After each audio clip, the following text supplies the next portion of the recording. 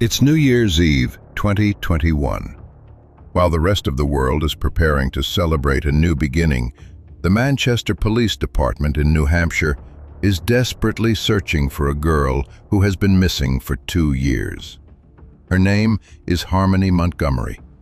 She was only 5 years old when she was last seen. The man on camera is her father, 31-year-old Adam Montgomery. He is calm, almost defiant. He claims he hasn't seen his daughter in nearly 2 years, asserting she's been with her mother, Crystal. But as investigators look into his eyes, they sense a darkness. What they are about to uncover isn't just a missing persons case. It is a 2-year-long odyssey of horror, a systemic failure of the foster care system, and a father's cold-blooded attempt to erase the existence of his own child. This is the story of Harmony Montgomery. To understand how Harmony Montgomery could vanish without anyone noticing, you have to understand the life she was born into. I'd like to ask you about a specific day, June 7th, 2014. What significance, if any, does that day have for you? It was the day my daughter Harmony was born. And Harmony was a girl, correct? Yes. About Hannah Harmony Renee Montgomery came into this world on June 7, 2014. Her parents, Crystal Sorey and Adam Montgomery, were not together. They never were. After about 3 months after she was born, who did she go to live with? Michelle Rafferty.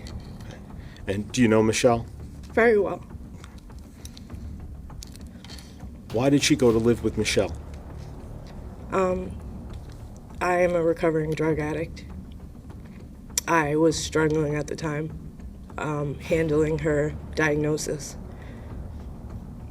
I was struggling. Crystal's life. Crystal was struggling with addiction from the beginning, and within months of Harmony's birth, the state stepped in. Harmony was placed into foster care. She was a baby. She had done nothing wrong. She had simply been born into the wrong circumstances. For years, Harmony moved through the system, bouncing between foster placements, visits, hearings, and paperwork. She was a child caught in the gears of a bureaucracy that is supposed to protect kids like her. We were reunified in March of 2016. In September and October of 2018, did she go to live again with Michelle Rafferty? Yes. Foster care story. In 2018, Crystal lost her parental rights entirely. She was fighting her addiction and losing, and so Harmony was left without a stable home, floating in the foster care system with no clear path forward. Harmony was in the care of the Massachusetts Department of Children and Families until February of 2019, when juvenile court judge Mark Newman awarded custody to Harmony's dad, Adam. Judge Newman, we just want to ask you... Adam won custody. Then came the decision that would seal Harmony's fate. In early 2019, a Massachusetts juvenile court judge, Judge Mark Newman, awarded full custody of Harmony to her biological father, Adam Montgomery, a man who had spent most of Harmony's early years incarcerated. To Adam Montgomery. And this comes back to the question, like, how and why would that ever happen? Because at this point, it's at this point, subsequent to this, there's been other charges, but take a look at his criminal history, according to the New Hampshire Union leader. Charged with possession of a dangerous weapon on school grounds, 2006. Charged with burglary, misdemeanor, simple assault. That case dismissed in January of 2008. 2007, charged with criminally threatening his 15-year-old former girlfriend with a knife, domestic violence. 2008, charged with stabbing someone in the leg and pushing him out of a moving vehicle. 2008, charged with robbery after breaking into an apartment and demanding money from 2 women at gunpoint. Pleaded guilty to armed robbery and assault and battery with a dangerous weapon. Then 2014, this is what he's in prison for, I believe, at the time that Harmony is born. Multiple charges after shooting a man in the head. Did you hear what I said? Shooting a man in the head. He pleaded guilty to larceny from a person, assault and battery with a dangerous weapon, carrying a firearm without a license, and discharging a firearm within 500 feet of a building. How about charging him with attempted murder? Like, that's what it's called when you shoot someone in the head. Ugh. Wow. Okay. So, how does he get custody? The judge's mistake. A man who had logged only 20 supervised hours with his daughter up to that point. A man with a long, violent criminal record. The Massachusetts Department of Children and Families was supposed to oppose this. They didn't.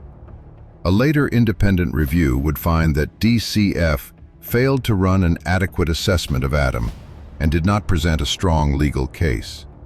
The judge ruled Adam was not an unfit parent.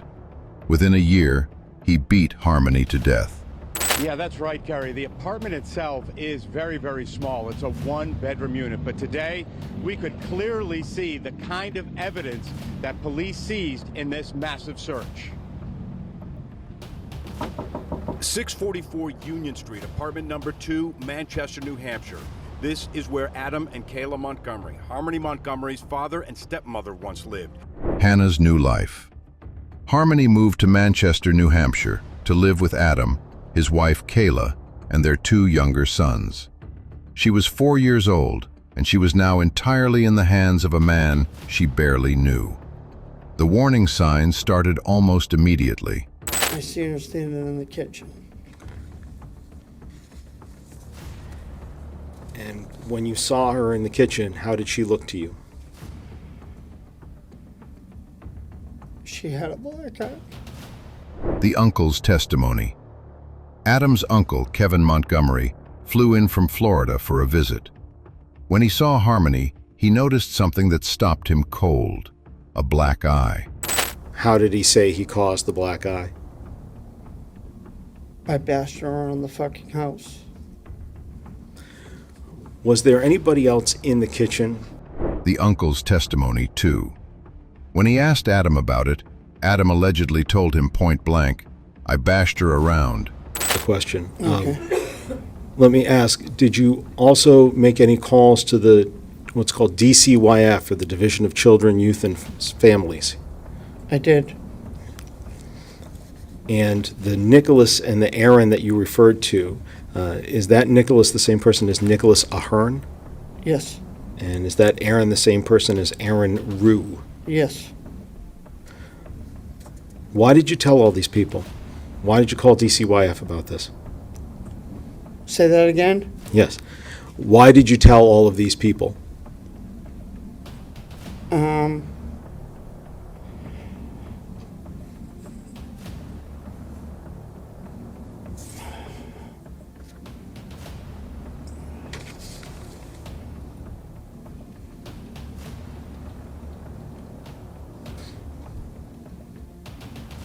To get help. Help for who? For Harmony. The uncle's testimony 4. Kevin reported this to Child Protective Services. Nothing came of it. Child welfare workers did visit the home on Guilford Street. What they found was alarming. No electricity, evidence of drug use, poor living conditions, 3 young children in squalor. The report was filed. And then, a month later, a caseworker closed it as unfounded. By the time anyone in the system realized their mistake, it was late 2021. The house on Guilford Street was empty. Adam Montgomery was gone. And Harmony Montgomery had not been seen by a single person outside that immediate family circle for over 2 years. They track him down in his car with his new girlfriend, Kelsey Small. I got 2 occupants pulled to sleep. Can make contact right now. Show me your hands. Adam, you have anything on you? No. All right, come right over here. What's wrong? I'm just gonna pat you down, make sure you don't have any weapons. Put your hands on top of your head, okay? On top of your head. What's going on, though? You sure you don't have anything on you? Yeah, I don't have nothing on me. Crazy. I haven't seen you in a long, long time. Okay, what's going on? You got a couple detectives that are coming down to talk to you. Okay. For what? What's that? For what? It's like people are wondering where Harmony is. 7 years earlier, on June 7th, 2014, Harmony was born, and in a matter of months, she was placed into foster care due to documented concerns about her mother Crystal's struggles with substance abuse. The arrest. When police finally tracked Adam Montgomery down on New Year's Eve 2021, he wasn't hard to find. He was just a man living out of a car in Manchester. What was hard was getting him to say anything useful. Officers approached him. They weren't there to arrest him for old charges. They just wanted to know if his daughter was breathing. I'm not talking to police about nothing. Am I under arrest? Right now you're being detained, yes. Not under arrest, but you're being detained. Okay. Any particular reason you don't want to talk to them? I don't talk to police. Hey man, what's going on? Wait. Oh wait. Am I under arrest? No, you're not, man. You're not. You don't have any warrants, right? All right, I got nothing to say. Adam, right? Montgomery. Yeah. Do you remember me from the Elliott Hospital from a while back, man? Yeah, I got nothing to say. Right. So, hey, man, the only thing we're trying to figure out is where Harmony is, okay? Okay. So, the concern is that you guys are the same, right? Okay. You're not in trouble. Nobody said you're losing your daughter, okay? So I want to make that clear. Okay. Where's your daughter so we can check on her and make sure that she's okay? Right now, I have nothing to say to you guys. But that's not what I'm just asking Okay, where she is. I have nothing to say. So you don't care if your daughter's okay or not? I do. Listen, I have nothing to say. Interrogation. Adam's response was immediate. "I'm not talking about nothing. Am I under arrest?" The officer said no. He was being detained. Adam folded his arms and went silent. The officers tried everything. They told him people were worried. They told him the community was scared. They asked him to just tell them, was Harmony alive? He looked straight ahead, said nothing useful, just deflected, denied, and sat in that cold car like a man who had nothing to hide, which is exactly what guilty people do when they've had 2 years to practice. As the new year began, the Manchester Police Department launched a full missing persons investigation. And the more they pulled on the threads, the more the lies began to unravel. Adam's story was simple on the surface. He said he'd lost his housing in late 2019, and instead of keeping Harmony with him, with no roof over his head, he'd driven her to her mother, Crystal, around Thanksgiving of that year. He claimed Crystal had her. He claimed everything was fine. Facebook. Facebook? Yeah, he wouldn't give me his number. When did you last see Harmony?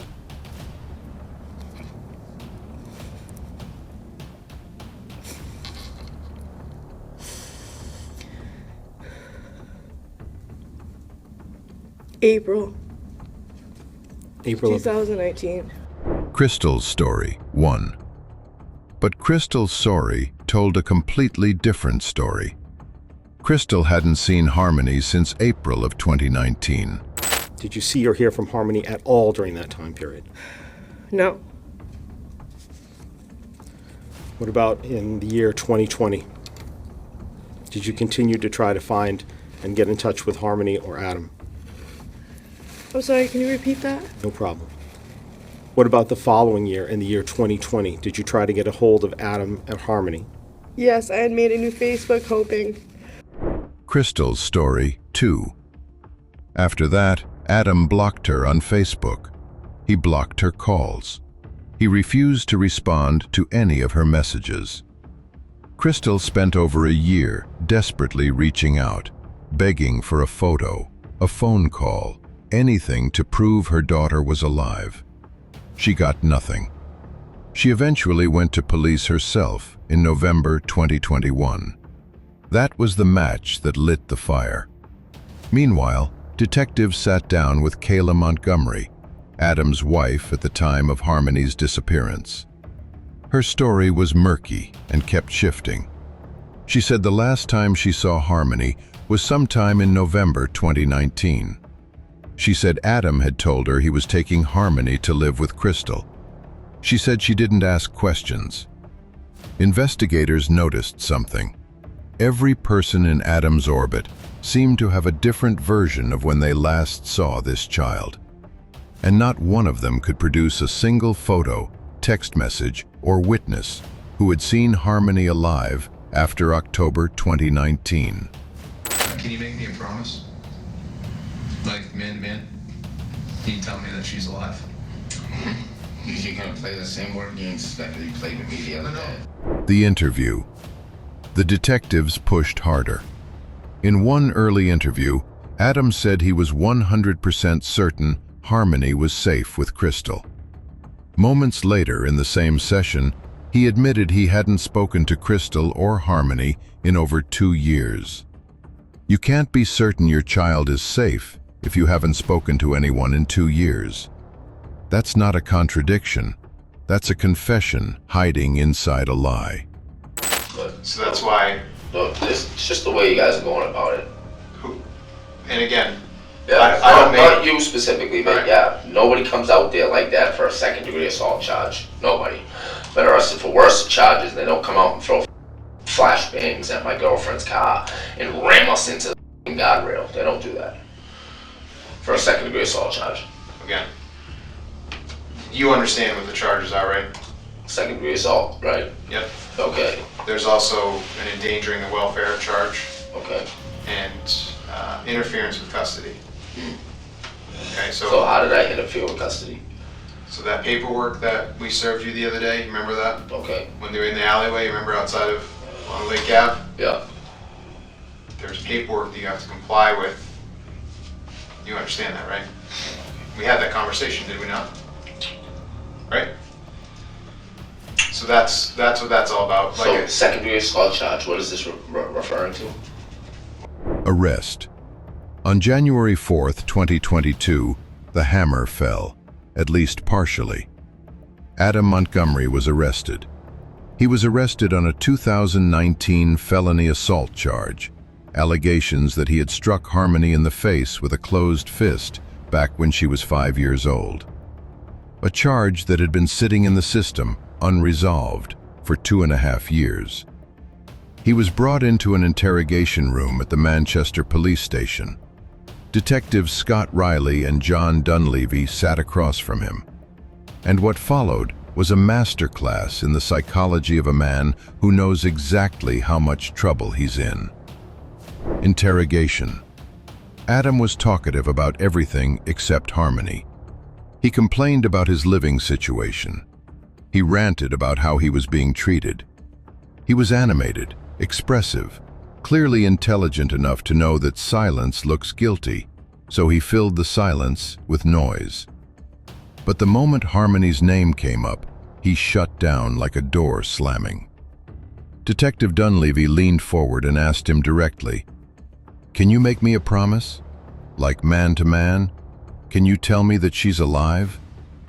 Adam's response, "You're going to play the same word games you played with me the other day?" Dunleavy said no. He said this wasn't games. He said he couldn't sleep. He said the whole community was terrified. Adam sat with his head down, hands clasped together. For almost a full minute, his answer to every question was the same 4 words. "I got nothing to say." And then, "I want a lawyer." The interview ended. As the investigation expanded through January 2022, detectives built a picture of Adam Montgomery that got darker with every interview. You said you saw her in the kitchen with this black eye? Yes. So when you saw her in the kitchen with this black eye, what, if anything, did you say?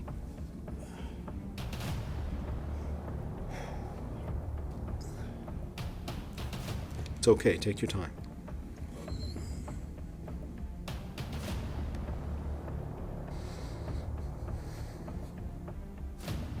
Something along the words of, "Oh my fucking God, what did you do, Harmony?" Relative testimony. Adam's brother Michael told police that Adam had a violent, abusive nature toward Harmony, that he had witnessed it firsthand. Kevin Montgomery, the uncle, had already reported the black eye. Neighbors at their old home on Guilford Street remembered a house with no power and children in poor condition. And then the reward money was announced. $40,000 for information leading to Harmony. The city was watching. The state was watching. The national media was beginning to circle. When investigators pushed Adam about the reward, about the community's terror, about what it would mean to just tell the truth, his response was chillingly self-centered. He complained about the flashbangs used during his arrest. He insisted he was being painted as a monster. He called the story of Harmony's black eye a game of telephone, as if multiple family members had simply misunderstood what they had seen with their own eyes. He talked about himself, constantly. He never once asked about Harmony. Adam Montgomery, do you know where he was living back then? Yeah, the same house. Same house? And where was that house? What city? Auburn Street. I think it was 241 Auburn Street. Oh, right here in Manchester? Correct. All right. Did you ever have a conversation with the defendant, or generally, did you ever talk with Adam Montgomery about children or his children? Yeah, we used to have quite a few in-depth conversations. All right. How many children did he say that he had? So for the most part, I only knew of the two boys. At one point, he mentioned having a daughter, but it was very quickly and brushed off. Ex-girlfriend testimony. Investigators also spoke to multiple people who had known the family during their homeless period. The months they spent living in their car and bouncing between shelters. The picture they painted was grim. Adam was controlling, violent, and paranoid. He was using drugs heavily, and Harmony, by all accounts, was being treated like an inconvenience rather than a child. The breakthrough didn't come from a lucky tip or a forensic miracle. It came from the one person who had been there, the one person who had seen everything and said nothing. Kayla Montgomery. Kayla, can you begin by stating and spelling your full name for the record? My name is Kayla Montgomery, Kayla Montgomery. And how old are you, Kayla? 33. Where do you currently live? I am in the correctional facility for women's in Concord, New Hampshire. How long have you been there? For over a year. Kayla, why are you currently incarcerated? For perjury, for lying to the jury about the whereabouts of where I was and where Harmony was. And when you say lying to the jury, was that the grand jury? Yes. Kayla, testimony 1. Kayla had been arrested for perjury. She had lied to investigators repeatedly in the early stages of the investigation, helping Adam maintain his cover story. She was facing serious prison time, and eventually, the weight of what she was carrying became too much. She agreed to a plea deal. In exchange for her testimony, she would tell investigators everything she knew. What she told them was more horrifying than anything the detectives had imagined. And after you were evicted, where did you begin living? In our car. What kind of vehicle was it? A Chrysler Sebring. When you began living in that car, who were you with? It was myself and Adam, Harmony, and the two boys. Where were you sleeping during that period? In the car. Where would you keep the car? Behind Colonial Village in Manchester. Why Colonial Village? Because that's where our friend lived. What was your friend's name? Anthony Bodero. Did you tell Mr. Bodero that you were living there in that parking lot? He asked us not to, but yes.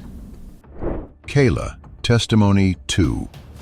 According to Kayla, the family had been evicted from their home in late 2019. They were living in their car. Adam, Kayla, 2 toddlers, and 5-year-old Harmony.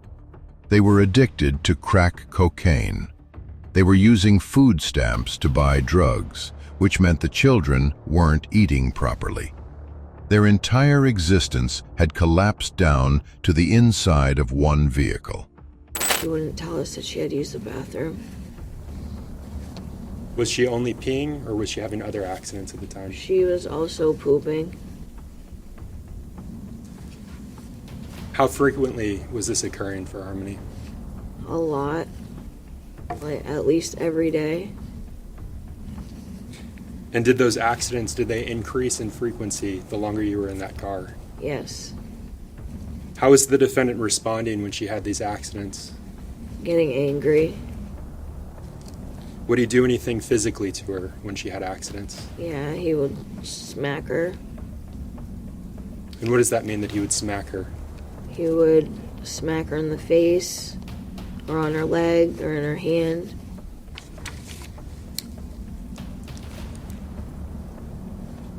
Were these soft smacks, No. hard smacks, or something else? They were like hurt, stung smacks. What makes you say hurt, stung smacks? Because she would cry during, like, whenever she got smacked by him, and I could hear it, and it sounds like it hurt. Kayla, Testimony 3. Harmony had been struggling with bladder accidents. This wasn't defiance or laziness, it was a stress response. A child's body expressing what her mind couldn't. But Adam didn't see a frightened little girl. He saw a problem. Kayla, so this accident occurred on November 29th. Yes. I want to turn your attention to December 7th of 2019. Yeah. Does that day stand out to you? Yes. Why? Since the day that Harmony passed away. The day that Harmony passed away? Yeah. Were you still living in the car at that point? Yes. Were you still sleeping in the Colonial Village parking lot? Yes. You mentioned Harmony having accidents and then becoming more frequent at that point. On December 7th, was she still having those accidents? Yes. And had they increased in frequency? Yes. Did Harmony have an accident first thing in the morning? Yes. And that would have been before you started your day? Yes. What happened when she had that accident? Adam repetitively kept punching her in the head. Kayla, Testimony 4. On December 7th, 2019, the family was driving. Harmony had an accident, and Adam Montgomery snapped. Harmony had a bathroom accident. Adam Montgomery beat his 5-year-old daughter with his fists. According to Kayla, he attacked her, and then hours later, when Harmony had another accident, he attacked her again. When Adam came back to the vehicle, he could smell urine, and he started yelling at Harmony and kept hitting her in the head repetitively. Where were you when he smelt that accident? Where was the vehicle when he smelt that accident? In front of the methadone clinic. Did you discuss going somewhere with him at any point that morning? Going to get food? Yes. I asked to go to Burger King. You asked to go to Burger King? Yes. And so at some point, did he begin driving the vehicle? Yes. Was that before or after he repeatedly struck Harmony? After. What was Harmony doing at that point when he started driving the vehicle? She was crying a lot. She was crying a lot? Yeah. And she was making a weird noise. Was she saying anything? No. And Kayla, I want you to walk the jurors through in as much detail as you can. Kayla, Testimony 6. Kayla testified that Harmony began making a sound she described as a weird moaning noise. She tried to stop Adam and tried to put her arm in the way. Yes. Tell the jurors what you did to help, to try to help. I put my arm up and said to stop, but he looked at me and he gave me this look that was like evil. His crazy eyes. I didn't like it, and I couldn't stop him from hitting her, because the look that he gave me was scary. I was scared. Kayla, Testimony 7. Adam gave her what she called evil eyes, and she pulled back. He did not stop. He did not check on Harmony afterward. Instead, Adam Montgomery drove to Burger King. He ordered food. He sat in the car and ate. He did not once look back at his daughter lying under a blanket in the back seat. So we ended up having to leave it, and when we were getting out of the car and getting the kids out of the car, Harmony had passed away. Let's talk about that. When you say Harmony had passed away, when did you realize that Harmony had passed away? When Adam was trying to wake her up and she didn't. Kayla, can you begin by stating and spelling your full name for the record? My name is Kayla Montgomery, Kayla Montgomery. And how old are you, Kayla? 33. Where do you currently live? I am in the correctional facility for women's in Concord, New Hampshire. How long have you been there? For over a year. Kayla, why are you currently incarcerated? For perjury, for lying to the jury about the whereabouts of where I was and where Harmony was. And when you say lying to the jury, was that the grand jury? Yes. Did you also lie to the police? Yes. Why'd you do that? Because I was scared. Kayla, Testimony 8. Harmony Montgomery, 5 years old, died in the back of that car while her father ate a burger. What followed Harmony's death was a 2-year campaign to make her disappear completely. Adam stuffed her small body into a duffel bag. I don't remember. Do you remember overhearing a conversation between Kevin and the defendant, Adam? Yes. What was the tone of that conversation? They were arguing about a situation that happened with Harmony. What was Kevin's tone in that argument? How did he sound? He sounded angry. Kayla, Testimony 9. The bag was hidden in a snowbank near where they parked the car.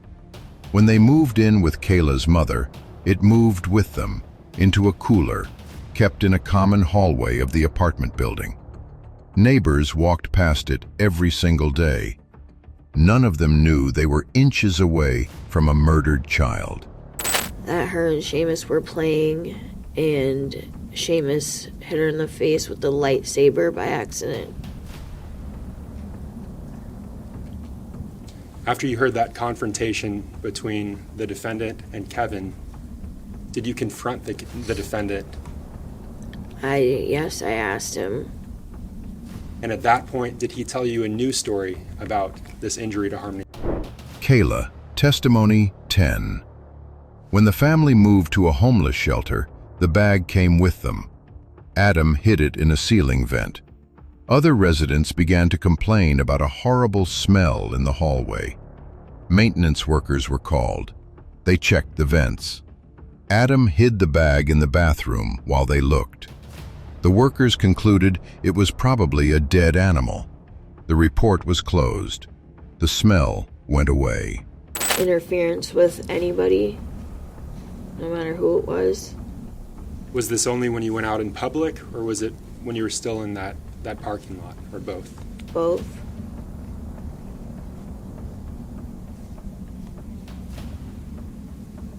Kayla, were you involved in an accident, a car accident, on November 29th of 2019? Yes.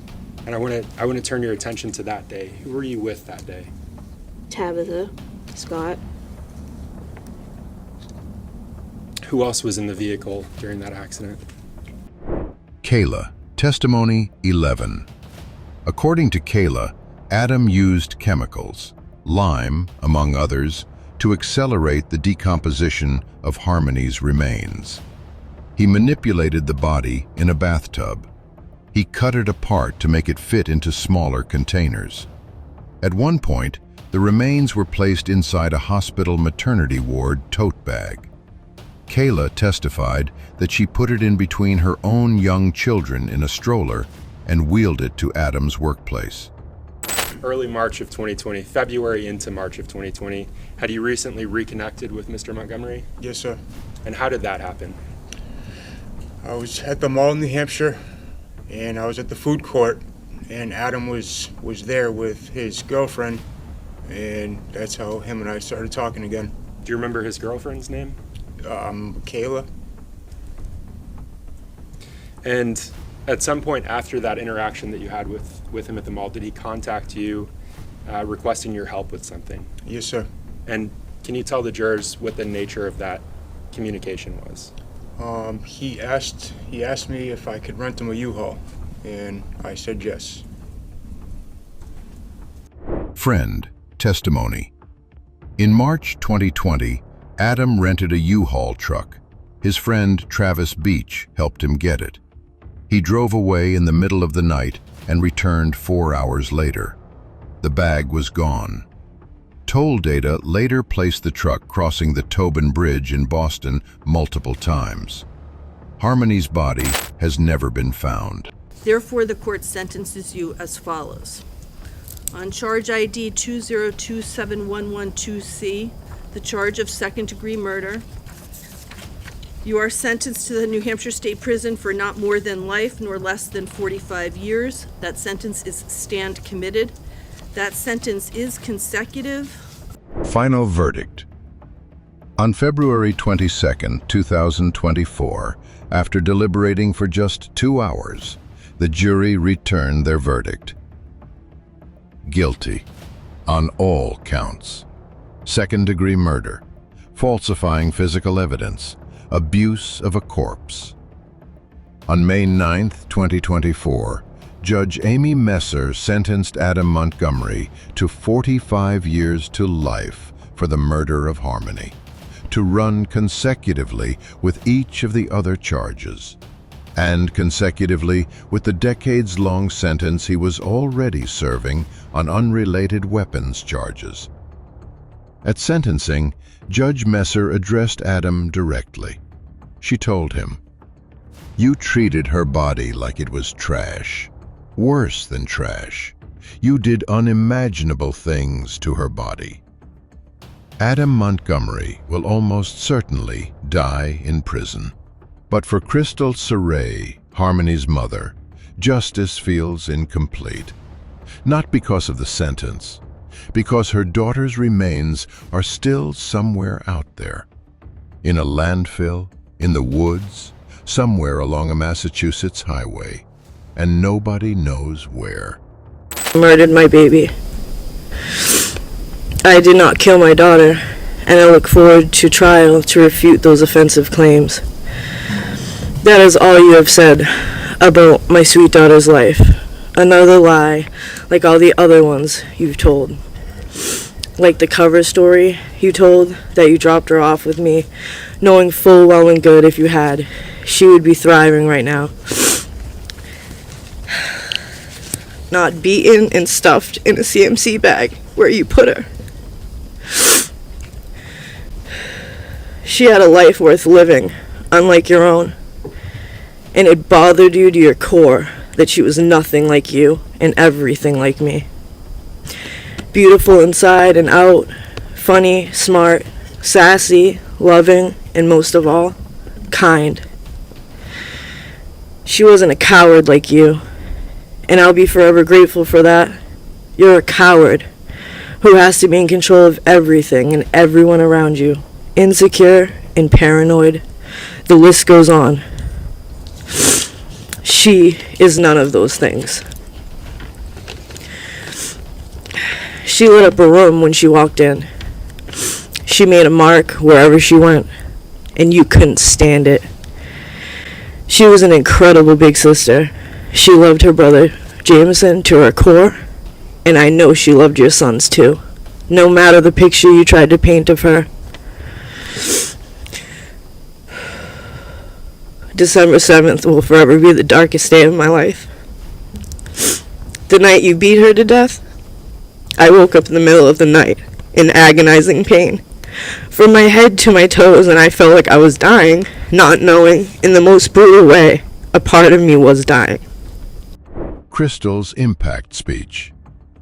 The case of Harmony Montgomery is not just a true crime story.